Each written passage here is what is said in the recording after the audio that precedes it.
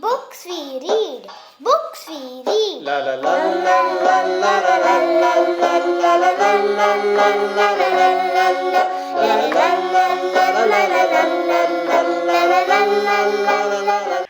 So I have always been interested in sports, and very recently I hit a low in my life. I've been dealing with a lot of grief and a lot of anxiety, and when things like that happen in my life, I always try to find an outlet. And for me, recently I've picked up running, or more appropriately, jogging. And so I spent a lot of time in the park. And one day when I was running, I was suddenly thinking, like, welcome to Between the Pages. Today we're joined by Isha. She's currently residing in South Korea in Korea University.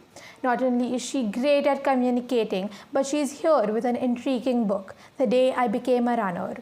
Let's welcome Isha. Hello Isha, welcome to Between the Pages. How are you? I'm doing great. How are you? I'm fine as well. So can you tell us more about yourself? Hi, my name is Isha. I live and work in South Korea at Korea University. I study international peace and security, and I work on refugee issues. That all sounds really interesting. Mm-hmm. So, what book are you here with today? The book that I bought for everyone today is called The Day I Became a Runner by Sohini Chattopadhyay. Can you give us a brief description? So I picked up this book, it came out very recently, and what Sohini does is profile women runners in India. And through these profiles, she shows us the various roles that women play and their socio-cultural and economic contribution in society. All right. So how did you come across this book?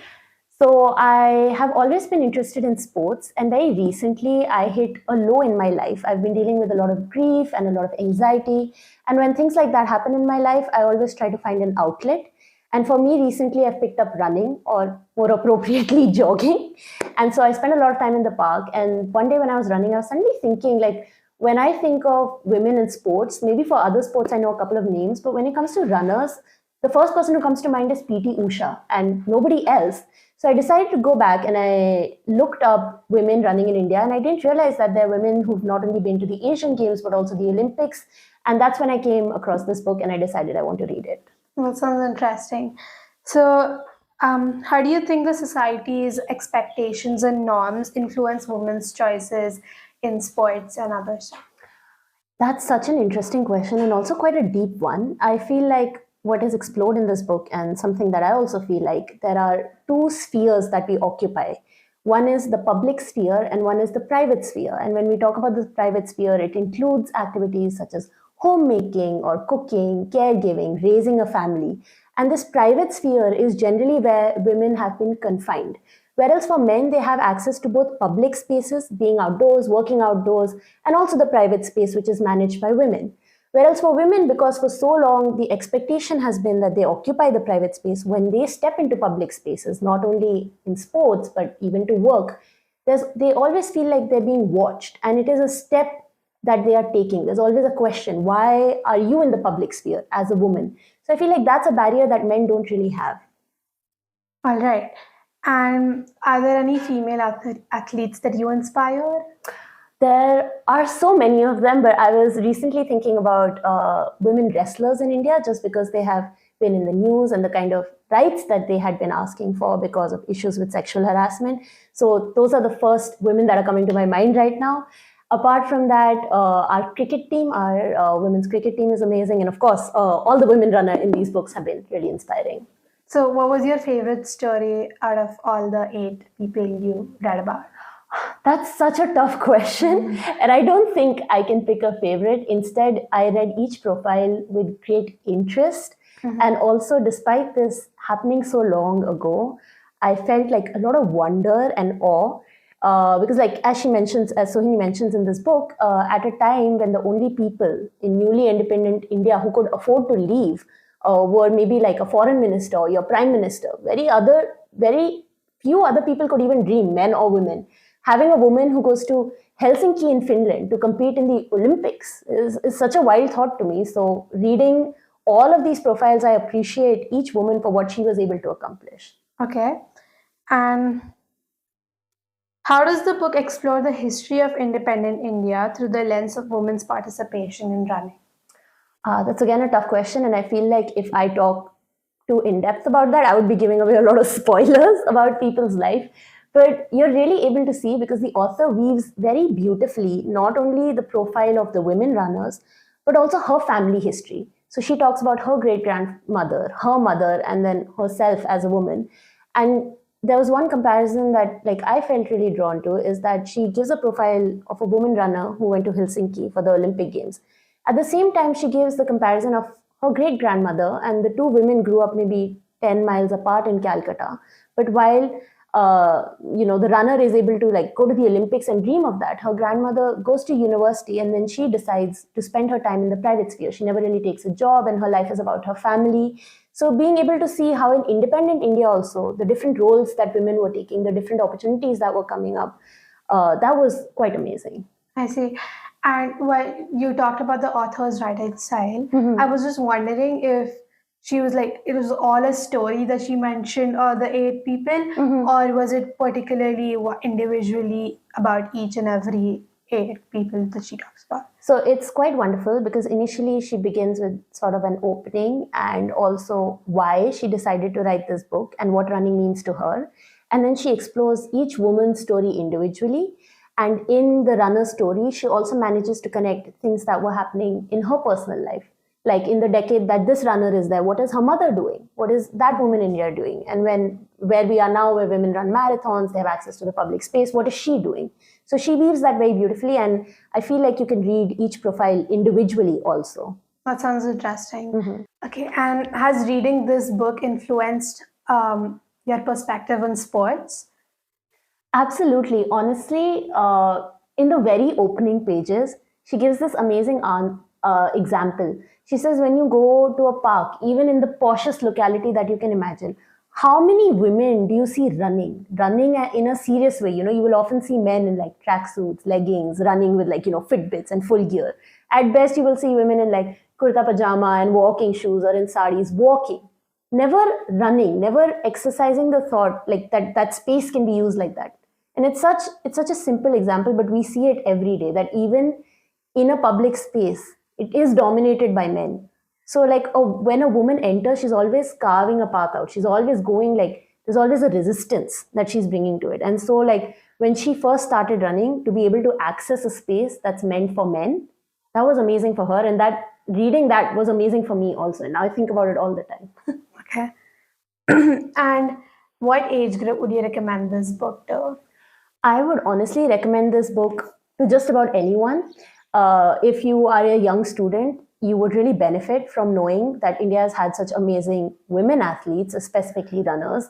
And I think as an older person reading about, say, the history of India, the independence history, or even being able to see, a feminist perspective on running and women and how they occupy their bodies and occupy public spaces, that's also for an older group that might be interesting. And I think just about any age, reading about amazing women in this country, 100% recommended. And is there something you would like to ask me? What should I ask you? Okay, as a younger person, you're 13. How do you view women and the spaces that they enter with? What has been your experience? I believe women are really powerful, and they can do anything if they set their mind to it.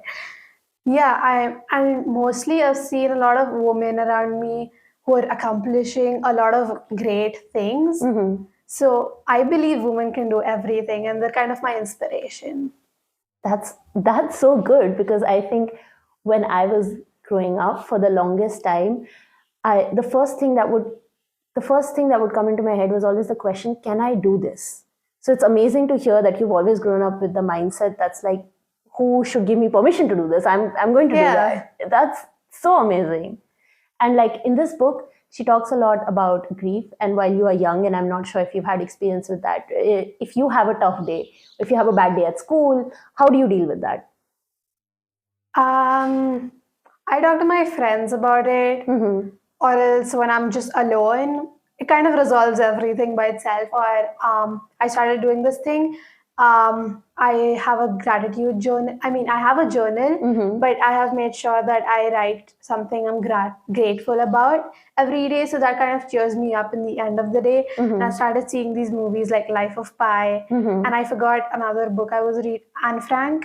So they were going through so much stuff, but they were still thankful for things. So I am in no position to say that, to complain about anything. So that just makes my day in the end. That's such a wonderful attitude to have. But me personally, I feel like your grief or your feeling in that moment is the biggest thing in your life. So while Anne Frank's life, living through a Holocaust, we at no point do I think there will be something that serious in our lives, touch wood. But each grief is unique. Each feeling you feel is unique, and in that moment, you cannot say that, Yeah. So like if feeling that and processing that is really important. So I think like what you said about having a gratitude journal, that's amazing. So like at the end of the day, do you think of like 3 things that happened? Yeah. What's something that you're grateful for today? Today, I'm grateful that you came to our podcast Uh-huh. because I feel like you had a busy schedule or something, and you still made out time to come with us and help me out, kind of. Um, I'm grateful for my mom. She bought me an ink pen. I was dying for it for a long time. Yeah, she got me a new ink pen. Oh, What is it's a brand something new that you're grateful for? I'm very grateful that such a smart young person, a smart young woman, has invited me to her podcast, and I get to talk about a book that I love with her. And I'm grateful that I'm in Pune spending time with my grandparents, and that I am so loved and so cherished, and that I get to spend my time so meaningfully. All right, so let's move on. We have a ritual in this podcast where every guest writes a question for the next guest. So I have a question for you from Sharmila Auntie. She's asking one aspect of the book that touched you. I think with books, I think in Harry Potter, he says, the wand finds the owner. Somehow, I Yeah. feel that magical way about books too, that they find you and an author finds you in the time that you need them the most.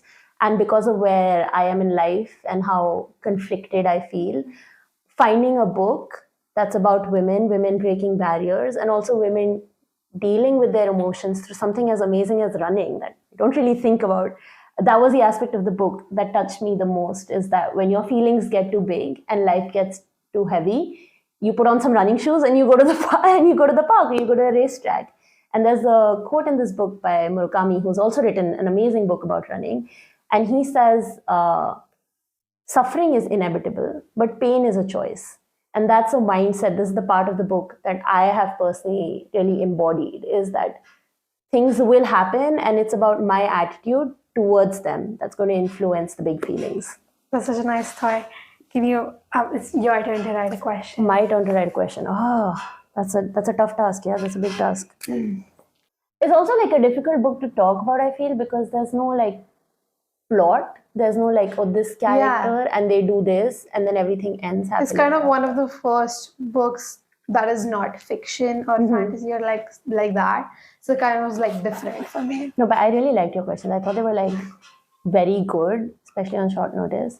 And I like talking, so it was good. Let me think of a question. Okay, I hope you can read my handwriting. I just said, It's nice. What is a book you would recommend to your younger self? Oh, that's a nice question. Thank you. Thank you so much for joining us today. I had a really great time talking books with you. Thank you so much. Thank you for having me. I had a wonderful time talking about my book. And best of luck for your future episodes. Thank you. Before we wrap up today's episode, I want to thank each and every one of you for tuning in. Your support means the world to us. And if you like today's discussion, make sure to hit that subscribe button so that you never miss an episode. And if you have any book recommendations or you would like to come on this podcast as a guest, fill out the form. The link is in the description below. Thank you.